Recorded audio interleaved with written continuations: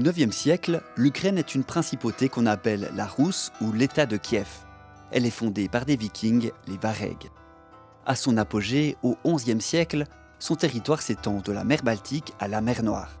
C'est l'État le plus puissant sur le continent européen. Cet ancien territoire est aussi considéré comme le berceau de la civilisation slave-orientale, puisque c'est la plus ancienne entité politique commune à la Russie, l'Ukraine et la Biélorussie. Saut dans le temps jusqu'en 1654. Une guerre oppose la République des deux nations, qui comprend la Pologne et la Lituanie, et le Tsarat de Russie. Après 13 ans de conflit, un accord est signé pour se répartir le territoire. L'Est est attribué à la République des deux nations, et l'Ouest, y compris Kiev, est sous protectorat du Tsar de Russie. En 1793, l'Empire russe s'étend pour absorber presque toute l'Ukraine, excepté les régions les plus à l'ouest, contrôlées cette fois par la dynastie autrichienne des Habsbourg. Le mot « Ukraine » est alors carrément interdit dans l'Empire russe. On préfère parler de Petite Russie, et la langue ukrainienne est interdite sur tout le territoire. En 1917, c'est la fin de l'Empire russe. Le tsar est déchu par les bolcheviks qui imposent le communisme. L'Ukraine, elle, accède pour la première fois à l'indépendance et forme la République populaire d'Ukraine. Mais tout le pays n'est pas uni. À l'Est, un autre État se crée, la République soviétique d'Ukraine, fondée par des bolcheviks déjà implantés dans la région. C'est ce régime qui l'emporte en 1922 après l'invasion de l'Armée rouge. Ils forment ensemble la République socialiste soviétique d'Ukraine, rattachée à l'URSS. Un véritable réveil national a lieu alors dans une partie du peuple ukrainien, notamment les paysans, dont on a collectivisé de force les terres. Pour stopper ce soulèvement, dès 1932, Staline, chef de l'URSS, fait régner la famine dans le pays. On parle d'Holodomor, une extermination par la faim qui fait entre 3 et 7 millions de morts.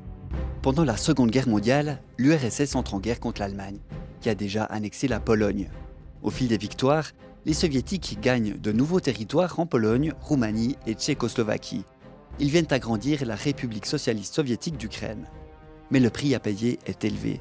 8 millions d'Ukrainiens meurent pendant cette guerre. Quand la paix revient, des centaines de milliers de Russes sont envoyés vivre sur les territoires ukrainiens, notamment dans le Donbass. Entre 1926 et 1959, le nombre de personnes d'origine russe y est multiplié par 4.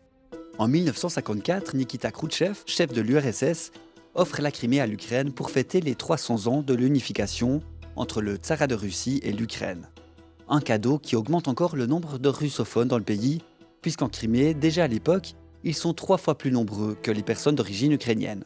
À la chute de l'URSS, le peuple ukrainien vote à 90% pour l'indépendance. Une lourde perte pour Moscou, puisqu'après la Russie, l'Ukraine était la république la plus peuplée du RSS, avec plus de 50 millions d'habitants.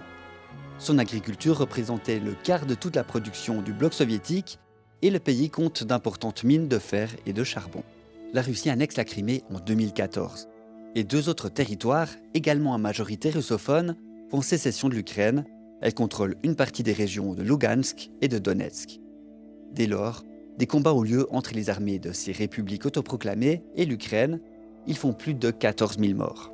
En 2022, le président russe Vladimir Poutine reconnaît l'indépendance de ces 2 nouvelles républiques, mais ce n'est pas le cas de la communauté internationale. Crimée, Lugansk et Donetsk sont toujours considérés comme territoires ukrainiens.